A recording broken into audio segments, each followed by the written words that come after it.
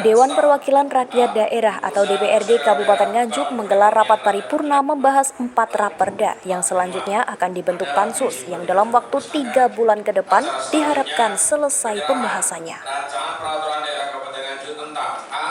Dewan Perwakilan Rakyat Daerah atau DPRD Kabupaten Nganjuk menggelar rapat paripurna tentang penyampaian atau penjelasan Bapeperda DPRD Nganjuk terhadap rancangan peraturan daerah Kabupaten Nganjuk terkait pengelolaan pasar rakyat dan penyelenggaraan pusat perbelanjaan dan toko swalayan.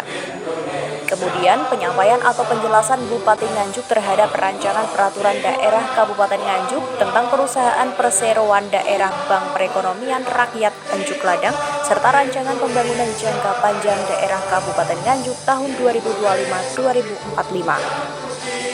Dalam kesempatan ini, PJ Bupati Nganjuk Sri Handoko Taruna menyampaikan keberadaan pasar rakyat sebagai salah satu infrastruktur ekonomi daerah memiliki fleksibilitas yang tinggi dalam mewujudkan prinsip demokrasi ekonomi. Pasar rakyat merupakan salah satu intensitas ekonomi secara mendominasi akselerasi percepatan pertumbuhan ekonomi, sehingga berdasarkan pertimbangan tersebut perlu menetapkan peraturan daerah tentang pengelolaan pasar rakyat. Kemudian terkait dengan perbelanjaan dan toko swalayan merupakan sarana perdagangan yang dapat meningkatkan pertumbuhan perekonomian daerah guna mendorong terciptanya kesejahteraan masyarakat. Sehingga untuk mengoptimalkan fungsi pusat perbelanjaan dan toko swalayan di daerah sebagaimana sarana perdagangan, maka diperlukan pembangunan pemberdayaan dan peningkatan kualitas pengelolaan dan pengembangan, penataan, dan pembinaan yang lebih untuk memberikan kesempatan hubungan dan pengembangan ekonomi rakyat. PJ Bupati Nganjuk Sri Handoko Taruna pada kesempatan ini juga menyampaikan 2 rancangan peraturan daerah tentang BPR Nganjuk Ladang maupun rencana pembangunan jangka panjang daerah atau RPJPD Kabupaten Nganjuk tahun 2025-2045.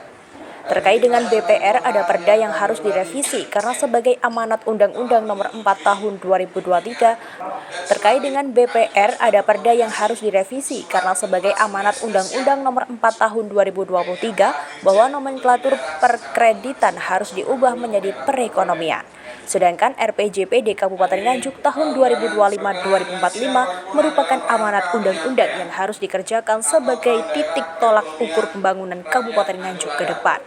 Oleh karenanya, harus fokus dalam pembahasnya, serta melihat langkah-langkah strategis untuk 20 tahun ke depan demi kemajuan Kabupaten Nganjuk. Hari ini kita menyampaikan 2 rancangan peraturan daerah tentang BPR Nganjuk Ladang maupun RPJPD Kabupaten Nganjuk 2025-2045. Kenapa BPR ini harus ada perda yang direvisi sebagai amanat Undang-Undang 4 2023 bahwa nomenklatur perkreditan harus dirubah menjadi perekonomian. Ini salah satu momen untuk kita adakan sebuah revisi selain daripada isu-isu lainnya. Tetapi intinya dari amanat undang-undang itu sendiri.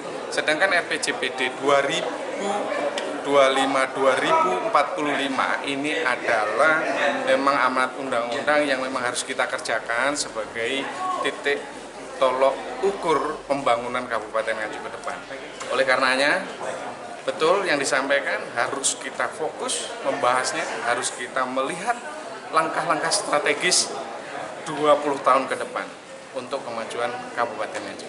Menurut Ketua DPRD Kabupaten Nganjuk Tatit Heru Cahyono mengatakan, setelah rapat paripurna ini selanjutnya akan dibentuk pansus untuk membahas raperda yang telah disampaikan, baik dari inisiatif DPRD Nganjuk maupun dari Pemkab Nganjuk.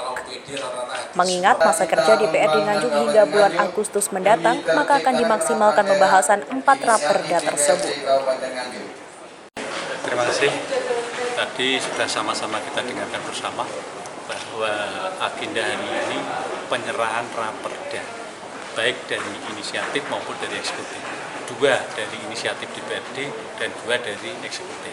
Ini kita paripurnakan, nanti setelah ini kan sudah masuk pada pembahasan, kita masuk yaitu tahapan berikutnya nanti kita buat pansus untuk membahas perda yang sudah disampaikan baik itu dari inisiatif maupun dari eksekutif.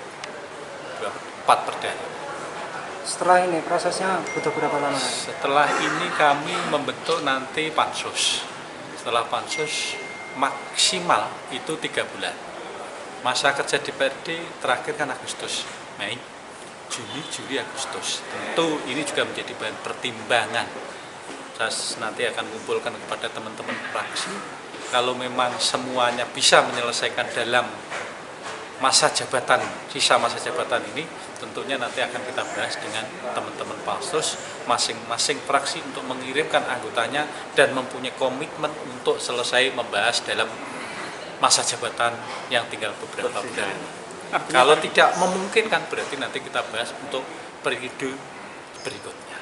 Ini nanti masih kita komunikasikan dengan pimpinan-pimpinan fraksi yang ada di DPRD. Diharapkan 4 raperda tersebut bisa selesai dalam waktu 3 bulan ke depan. Dari Nganjuk, Jawa Timur, Asep Bahar, SMTV melaporkan.